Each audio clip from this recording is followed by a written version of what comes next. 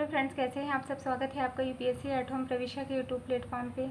हम जो यूपीएससी और यूपीपीसीएस की मेंस आंसर राइटिंग कर रहे हैं, जिसमें हमने जो टारगेट रखा है डेली 5 क्वेश्चन की आंसर राइटिंग करने का, उसी सीरीज़ में हमारा क्वेश्चन है जीएस पेपर 3 से। क्वेश्चन को हम देखेंगे।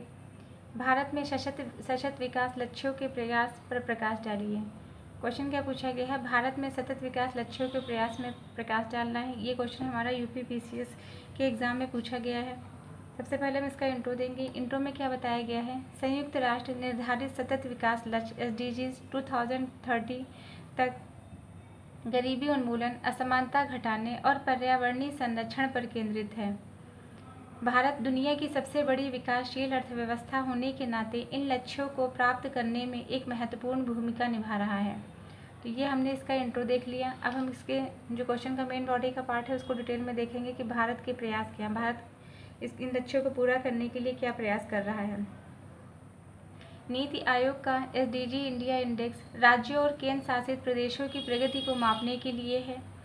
2023 में केरल शीर्ष पर, जबकि बिहार में सुधार की आवश्यकता है। 2023 में जो रिपोर्ट आई है उसके अंतर्गत क्या है, उसके अंतर्गत केरल शीर्ष पर है और बिहार में सुधार की आवश्यकता है।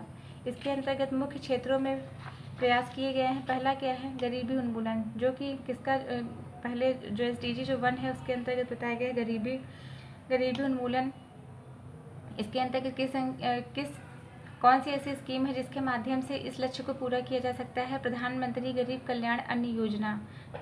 इसके अंतर्गत बताया गया है कि जो प्रधानमंत्री गरीब कल्याण अन्न योजना है, यह एक सरकारी योजना है जिसका उद्देश्य कोविड-19 महामारी के दौरान जो ज़रूरतमंद लोग थे उनको मुफ्त खाद्यान्न उपलब्ध कराने से संबंधित थी। यह योजना राष्ट्रीय खाद्य सुरक्षा अधिनियम के तहत सार्वजनिक वितरण प्रणाली PDS के लाभार्थियों को 5 kg प्रति व्यक्ति प्रति माह मुफ्त अनाज प्रदान करती है। इसका उद्देश्य क्या है, महामारी के दौरान गरीबों को खाद्य सुरक्षा प्रदान करना था। नेक्स्ट क्या है, भूखमरी समाप्ति। SDG 2 के अंतर्गत जो लक्ष्य है वह क्या है, वह जो है भूखमरी को समाप्त करने से संबंधित है। ये कैसे जो है दूर किया जा सकता है, शिक्षा कृषि में सुधार के माध्यम से। इसके अंतर्गत डिजिटल कृषि और PM किसान योजना जैसी स्कीम के माध्यम से इस लक्ष्य को जो है प्राप्त किया जा सकता है। इसके अंतर्गत जो पहला जो है वो क्या है, डिजिटल कृषि मिशन। इसके अंतर्गत जो गवर्नमेंट ने क्या किया है, डिजिटल कृषि मिशन भारत सरकार के द्वारा शुरू की गई एक पहल है जिसका उद्देश्य कृषि क्षेत्र में डिजिटल प्रौद्योगिकी का उपयोग करके किसानों को जीवन को बेहतर बनाना है। यह मिशन किसानों को सशक्त बनाने, उत्पादकता को बढ़ाने और कृषि क्षेत्र में दक्षता लाने के लिए एक व्यापक दृष्टिकोण प्रदान करता है। दूसरा क्या है, PM किसान योजना। इसके अंतर्गत बताया गया है PM किसान योजना, जिसे प्रधानमंत्री किसान सम्मान निधि के रूप में भी जाना जाता है, भारत सरकार के द्वारा 2019 में शुरू की गई है। एक केंद्रीय क्षेत्र की योजना है। इसका उद्देश्य देश भर के सभी भूमिधारक किसान परिवारों को सहायता प्रोवाइड कराना है। इसके अंतर्गत क्या किया गया है, इसके अंतर्गत जो भूमिधारक जो किसान है उनको 6,000 रुपये वार्षिक की सहायता प्रोवाइड कराई जाती है। और ये जो सहायता है वो 3 किस्तों में आती है, 2-2 हज़ार की किस्तों में आती है 3 बार। फिर क्या है, स्वास्थ्य और कल्याण। ये SDG 3 के अंतर्गत, SDG 3 का लक्ष्य क्या है, स्वास्थ्य और कल्याण लाना। इसके अंतर्गत जो है कौन सी पहल की गई है, आयुष्मान भारत योजना लाई गई है। आयुष्मान भारत योजना के माध्यम से जो है ये जो है किससे संबंधित है, स्वास्थ्य कल्याण से संबंधित है। प्रधानमंत्री जन आरोग्य योजना, जिसे आयुष्मान भारत योजना का एक प्रमुख घटक है, यह दुनिया की सबसे बड़ी स्वास्थ्य आश्वासन योजना है जिसका उद्देश्य माध्यमिक और तृतीयक स्वास्थ्य सेवाओं के प्रति परिवार प्रति वर्ष 5 लाख रुपए तक का मुफ्त इलाज उपलब्ध कराया जाता है। इसके अंतर्गत ये जो है आयुष्मान भारत योजना किससे संबंधित है, स्वास्थ्य से संबंधित है। फिर क्या है, शिक्षा।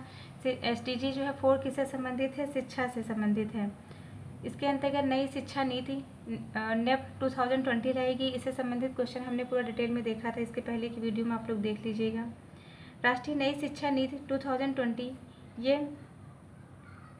यह नीति भारत की शिक्षा प्रणाली में व्यापक सुधारों के लिए दिशा निर्देश प्रदान करती है।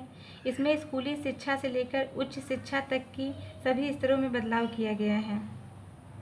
फिर क्या है, लैंगिक समानता, SDG 5। SDG 5 किससे संबंधित है? लैंगिक समानता से संबंधित है। इसमें जो है क्या बताया गया है, बेटी बचाओ बेटी पढ़ाओ से बेटी बचाओ बेटी पढ़ाओ जैसी स्कीम जो है लाई गई है, जिससे लिंग संबंधी जो है असमानता जो है उसको कम किया जा सकता है, उसको दूर किया जा सकता है और इस लक्ष्य को पूरा किया जा सकता है। फिर क्या है, जल और स्वास्थ्य, जल और स्वच्छता, यह SDG 6 में बताया गया है। इसके अंतर्गत जो है क्या, स्वच्छ भारत मिशन के माध्यम से इस गोल को पूरा किया जा सकता है। स्वच्छ भारत मिशन, जिसे 2 अक्टूबर 2014 को शुरू किया गया था, भारत सरकार के द्वारा चलाया गया एक राष्ट्रीय अभियान है। इसका मुख्य उद्देश्य क्या है, खुले में शौच को खत्म करना, ठोस कचरा प्रबंधन में सुधार करना और भारत को स्वच्छ और स्वस्थ बनाना। फिर क्या है, जलवायु कार्यवाही, यह जो है SDG 13 के अंतर्गत आता है। इसके अंतर्गत क्या बताया गया है, राष्ट्रीय हरित हाइड्रोजन मिशन के माध्यम से इसको गोल को पूरा किया जा सकता है। राष्ट्रीय हरित हाइड्रोजन मिशन भारत सरकार के द्वारा 4 जनवरी 2023 को शुरू किया गया एक महत्वाकांक्षी कार्यक्रम है। इसका उद्देश्य भारत को हरित हाइड्रोजन उत्पादन और निर्यात का वैश्विक केंद्र बनाना है। यह मिशन ऊर्जा आत्मनिर्भरता, रोजगार सृजन, कार्बन उत्सर्जन में कमी और स्वच्छ ऊर्जा प्रौद्योगिकी को बढ़ावा देने में एक महत्वपूर्ण भूमिका निभाएगा। फिर हम क्या देखेंगे, सस्टेनेबल ऊर्जा, इसके अंतर्गत बताया गया ये SDG 7 से संबंधित है। इसमें क्या है, उज्ज्वला, इसके अंतर्गत कौन सी स्कीम है, इसके अंतर्गत आती है उज्ज्वला योजना। PM उज्ज्वला योजना का जो उद्देश्य है वह क्या है, इन परिवारों को LPG कनेक्शन प्रदान करना जो जलाऊ लकड़ी, कोयला और गोबर जैसे हानिकारक पारंपरिक ईंधन की जगह लेते हैं। स्वच्छ खाना पकाने के लिए ईंधन के उपयोग को बढ़ावा देकर PM उज्ज्वला योजना स्वास्थ्य को बेहतर बनाने और पर्यावरण की रक्षा करने के काम में आती है। फिर क्या है, सौर ऊर्जा परियोजनाएं। सौर ऊर्जा परियोजनाएं भारत में अच्छे ऊर्जा का एक महत्वपूर्ण स्रोत है। ये परियोजनाएं विशेष रूप से सौर, फोटोवोल्टिक और तापीय प्रणाली का उपयोग करके बिजली उत्पन्न करने के लिए सूर्य के प्रकाश का उपयोग करती हैं।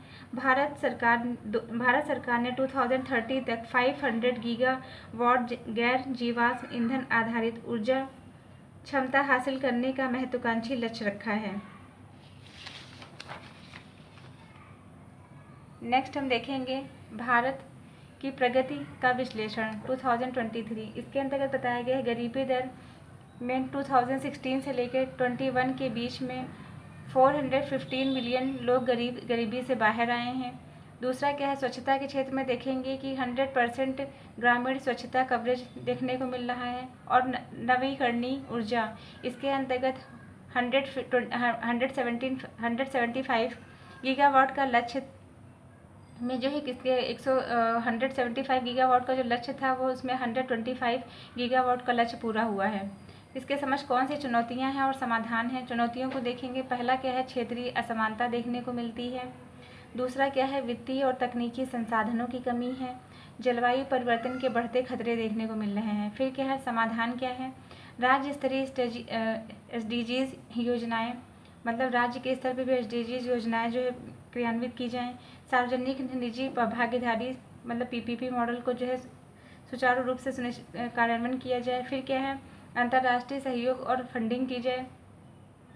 इसके माध्यम से जो है क्या किया जा सकता है, इस गोल को पूरा किया जा सकता है। तो ये हमारा जो है मेन बॉडी का पार्ट हो गया। अब इसका कंक्लूजन देखेंगे। भारत ने सतत विकास लक्ष्यों की दिशा में मजबूत प्रगति की है, लेकिन 2030 तक लक्ष्यों को प्राप्त करने के लिए सतत प्रयास, जागरूकता और सहयोग की आवश्यकता है। SDG एक बेहतर, समावेशी और हरित भविष्य की नींव रख रहे हैं। तो ये हमारा क्वेश्चन कंप्लीट होता है, जो कि हमने लिया था GS पेपर 3 से। आप लोगों को हमारी जो मेंस की सीरीज़ चल रही कैसी लग रही है, हमारे कमेंट सेक्शन में ज़रूर बताइए। तो ऐसे ही पढ़ते रहिए, लाइफ में आगे बढ़ते रहिए। UPSC 8वीं प्रविष्या के साथ मेंस आंसर राइटिंग करते रहिए। Thank you.